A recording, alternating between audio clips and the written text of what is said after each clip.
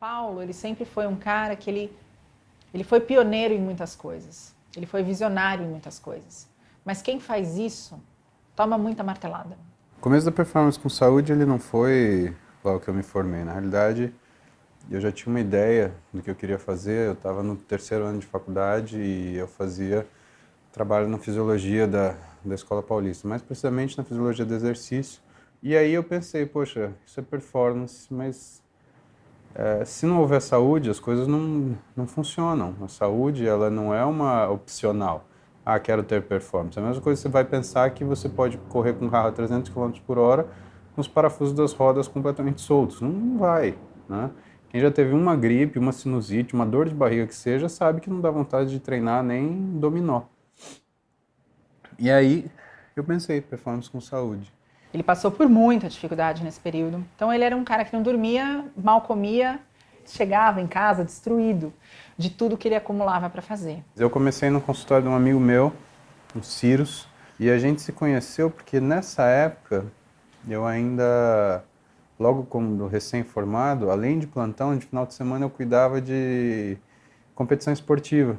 Ele percebeu que eu fazia as coisas com muito gosto, que eu dava atenção a qualquer queixa, que eu ia olhar, e ele sentiu confiança e me deu a chance que abriu as portas da minha vida, porque ele abriu o consultório dele para eu atender. Cabia ele, né, e o paciente na salinha. Eu via todo aquele esforço e o quanto ele ganhava no final do mês. Eu falei, tem alguma coisa errada, não é possível.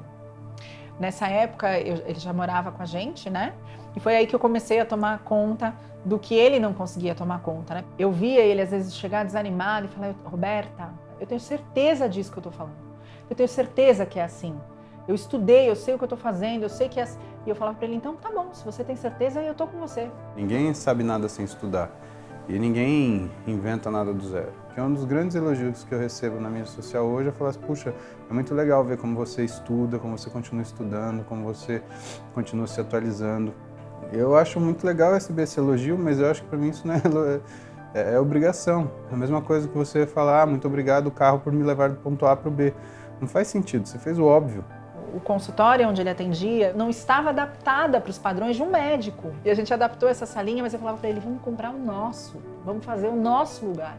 Vamos fazer uma... Porque os pacientes que começaram a procurar o Paulo eram assim, pacientes muito bons e eram pessoas de muita credibilidade, eram pessoas dispostas a investir muito. E aí eu montei a planilha Paulo Musi.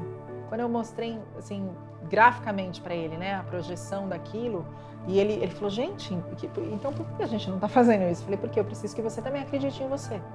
A gente comprou a clínica nesse acordo, né? Eu segurava a onda na FedEx e ele segurava a grana para a gente poder alcançar isso tudo. E é o consultório que ele está até hoje, que a gente montou e foi incrível, que foi um ano de acontecimento na nossa vida. E a gente finalizou, deixou o consultório pronto e eu lembro que eu liguei para o Paulo, ele estava na Paulista, no consultório que ele atende, eu falei, amor, amanhã você atende na sua clínica nova. Ele falou, como que eu atendo na minha clínica nova? Você tá louco? Eu atendo na minha clínica nova? Tem um paciente agendado aqui amanhã o dia inteiro. Eu falei, então esses pacientes já estão agendados no novo endereço. A gente já tinha mudado tudo e ele entrou na clínica nova para atender. E a gente foi conduzindo essa carreira, ele né, sendo um médico que eu nunca vi igual, em termos, né, de estudo e dedicação, e nunca ter parado de estudar. Eu lembro que com a Clara pequenininha, ele fazia 2 pós-graduações ainda, e a Clara de peito, assim, mamando no peito. E ele saía de casa às 5h30 da manhã, treinava, trabalhava, treinava, chegava em casa às 11h30 da noite. E eu com a Clara pequena, a Duda tinha 6 aninhos. E de sábado e domingo, 2 sábados e domingos do mês, ele ia para pós-graduação. Era essa a pancadaria. E aí depois eu pegava, comia alguma coisa e descia para treinar. E nunca foi fácil. E eu percebia que o Paulo, assim, aí ele começou a ser muito assediado, porque tudo que o Paulo falava, na época em blog ou YouTube, porque não existia ainda Instagram, Facebook, nada disso, existia o Orkut, mas a gente mal alimentava aquilo. Ele postava um vídeo de YouTube dele treinando. No dia seguinte, assim, tinha 500 comentários, não sei quantas mil visualizações. Ele falava, gente, tô fazendo abdômen. E eu comecei a escrever a quem interessar possa. Eu decidi fazer um blog para dividir essa experiência com as pessoas e eu fiz um Orkut. Então essa era a minha experiência com mídia social na época. Eu achei o blog, pesquisando na internet essas coisas, acabei achando o blog dele. E de lá para cá eu continuei acompanhando e tudo mais. E isso me admirava muito, porque ele sempre embasava muito com a parte técnica. E eu sempre busquei ele como uma referência, né? Eu tinha ele como um espelho, que eu falei assim, não, um dia eu vou tentar ser assim que nem ele. Que o Paulo postava, ou fazendo exercício, ou falando sobre a medicina, ou tinha uma repercussão que a gente não dava conta que tinha. E a gente jamais imaginou isso, porque o Paulo era tímido. Lembra da pessoa que não falava? Esse era meu marido. E aí eu falei, amor, você tá sabendo desse negócio agora do Facebook e tal? Ele falou, vou abrir, né? Eu vou abrir, porque daí eu ponho os textos que eu ponho no blog, ponho no Facebook para meus amigos de Marília ver. Ele abriu o Facebook dele e assim, acho que no dia seguinte tinha 35 mil seguidores. Nunca busquei seguidor, nunca busquei ser referência. E eu comecei sozinho, com a cara e com a coragem, mas sempre muito controverso, né? Porque, o que esse médico tá falando de ter que fazer dieta? O que esse médico tá falando de ter que fazer exercício? Eu sempre fui muito cobrado por causa disso, né? Você não pode falar de exercício, você não pode falar de dieta. Eu falei, por que eu não posso? Né? Você pode falar de saúde, não pode? Você pode falar de doença, não pode? Isso é biologia, fisiologia e bioquímica. E até hoje é uma crítica que eu sofro, mas eu tenho que conviver com isso porque, né, ninguém agrada a todo mundo. A minha postura não é de agradar todo mundo, é de fazer o certo. E muita gente se irrita com isso, porque muita gente não quer fazer o certo, quer fazer o cômodo. Antes de conhecer o Paulo, a imagem que a gente tinha do Paulo era o médico que tinha competido no Mr. Santos. Isso era um negócio bem diferencial na época, porque você não via médico atleta, principalmente nessa área. Então isso já destacava ele. E daí quando você conhece ele, primeiro você se assustava pelo tamanho dele. E depois, conforme você ia conhecendo ele, é o que eu brinco com ele até hoje, o que me impressiona dele não é o tamanho do braço dele, é o tamanho do conhecimento dele. Isso, pra mim, até hoje é o diferencial dele. Ele estava sendo convidado a falar em tudo quanto é lugar, porque as pessoas viam o Paulo da rede social, o Paulo do... E convidavam para palestra, e eu falava, vai, porque esse é o momento de você fazer o seu nome, de você mostrar para as pessoas o seu conhecimento. Você não é só isso na foto, você não é só esse homem gigante. E eu não casei com você por causa disso, eu casei com você por causa da carta. Eu casei com você pelo que você escreveu. Eu casei com você pelo seu conteúdo e as pessoas precisam conhecer esse conteúdo. E é palestrando que você vai passar esse conteúdo para as pessoas. Vai palestrar. A base sempre foi a fisiologia, né? Que era muito complicado de entender, porque o que se espera de um médico é que ele medique. E o que o médico se sente ansioso para fazer é medicar. Eu me senti ansioso para não medicar. O exercício físico, por exemplo, não é só empurrar e puxar. Entre empurrar e puxar tem uma gama de detalhes infinita que mostra até a forma, a velocidade, o jeito, o recrutamento neurológico, o quanto isso estimula o verdadeiro baile que é de interleucinas, que são sinalizadores, para fazer com que o teu corpo entenda aquilo como exercício. É isso que é trabalhar com fisiologia do exercício e desempenho. É você trabalhar com estratégia. Ele começou a palestrar, o consultório, eu cuidava das coisas, da parte financeira, do RH, do marketing, de tudo, eu cuidava disso à noite. Só que eu também comecei a ficar esgotada porque eu amamentava à noite. E ele falou para mim, ele falou, olha, a gente está se perdendo, porque eu estou trabalhando muito, você está trabalhando muito, vem cuidar do que é nosso. Não dá mais para você cuidar do que é dos outros e cuidar do que é nosso de vez em quando. Vem cuidar do que é nosso. Para mim foi um momento difícil, porque eu tinha 13 anos de carreira, eu tinha uma proposta de carreira, um plano de carreira incrível na empresa, né, para diretoria, para vice-presidência. E nessa época eu falei, bom, não é o momento de eu pensar nisso, né? É o momento de eu, de repente, dar 10 passos para trás como profissional, ou no meu status de empresária, executiva bem-sucedida, mas dar 1000 passos para frente com a minha família. Conheci o Paulo em 2009, 2008, primeiramente como paciente, mas assim, como foi bem antes do Paulo virar o Paulo, então a gente acabou virando bastante amigo. Então de lá para cá passaram-se uns 8, 9 anos e sempre acompanhando ele como médico, como amigo, a gente foi construindo uma amizade e hoje em dia eu estou trabalhando com ele. Eu lembro que tinha nem 6 mil seguidores na época que eu fui seguir o Paulo no Instagram, né? E lá ele sempre postava algumas dicas e tudo mais, o dia a dia dele.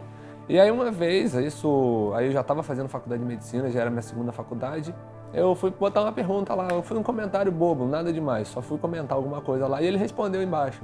Aí uma vez ele foi fazer um curso lá no Rio, né, num evento que ele foi dar uma aula lá, e eu resolvi, conversei com um colega meu e a gente foi nesse curso. No curso eu fui falar com ele. Aí quando eu fui me apresentar ele falou, eu lembro de você. Você é médico, educador físico, não sei o quê. Eu falei, sou estudante ainda, médico, você daqui a pouco. A gente conversando durante a semana na faculdade, eu e um colega meu, a gente resolveu fundar a Liga de Medicina do Esporte e Nutrologia, né? Resolvemos fundar a Liga, só que fundar a Liga em si era só um sonho que a gente já tinha, tá? E o que a gente resolveu fazer? Que tal a gente botar o Paulo como patrono dessa Liga, né? Abrir a Liga de Medicina do Esporte e Nutrologia de Vassouras, Dr. Paulo Cavalcante Musi. Mandei um e-mail para ele, perguntando, numa formalidade, se ele aceitava ser o patrono da Liga.